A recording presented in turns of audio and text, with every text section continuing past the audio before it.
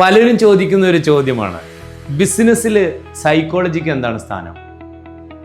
Psychology ഇല്ലാതെ business അസാധ്യമാണ്.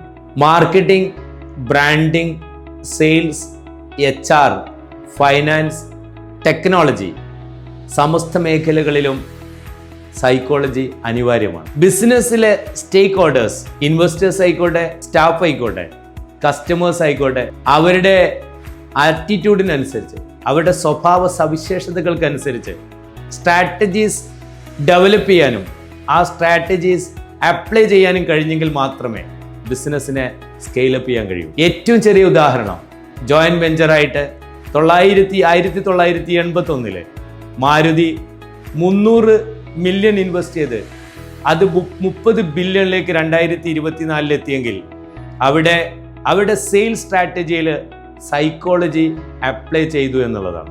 എങ്ങനെയാണ് സൈക്കോളജി അപ്ലൈ ചെയ്തത്? അവരെ സംബന്ധിച്ചിടത്തോളം അവരവിടെ അപ്ലൈ ചെയ്ത ഏറ്റവും വലിയ സൈക്കോളജിക്കൽ സ്ട്രാറ്റജി എന്ന് പറയുന്നത് വാങ്ങാനുള്ള ഇൻട്രസ്റ്റ് അല്ലെങ്കിൽ മടി ഇല്ലാതാക്കുന്നത് ഓഫറുകളിലൂടെയാണ്. Instant offers reduces hesitation to buy എന്ന സൈക്കോളജിക്കൽ ആസ്പെക്റ്റ് ആണ് അവരവിടെ അപ്ലൈ ചെയ്തത്. തിങ്ക് ഡിഫറെന്റ് എന്ന ബ്രാൻഡിംഗ് സ്ട്രാറ്റജിയാണ് ആപ്പിൾ ലോകത്തിന് മുമ്പിൽ അവതരിപ്പിച്ചത്. ഇത്തരത്തിൽ ടെസ്ലയെ നോക്കിക്കഴിഞ്ഞാൽ എങ്ങനെയാണ് റീഇൻവെസ്റ്റ്മെന്റ് നടത്തേണ്ടത്, എങ്ങനെയാണ് കോസ്റ്റ് കട്ട് ചെയ്യേണ്ടത്, എങ്ങനെ ഇൻവെസ്റ്റേഴ്സിനെ അവരുടെ മൈൻഡ് സെറ്റിനെ മാറ്റണം, അവരെ മോട്ടിവേറ്റ് ചെയ്യണം. That was also a psychological approach.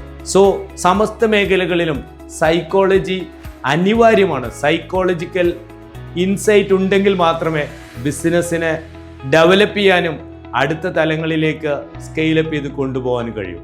So psychology in business, it's an integral part of entrepreneurship.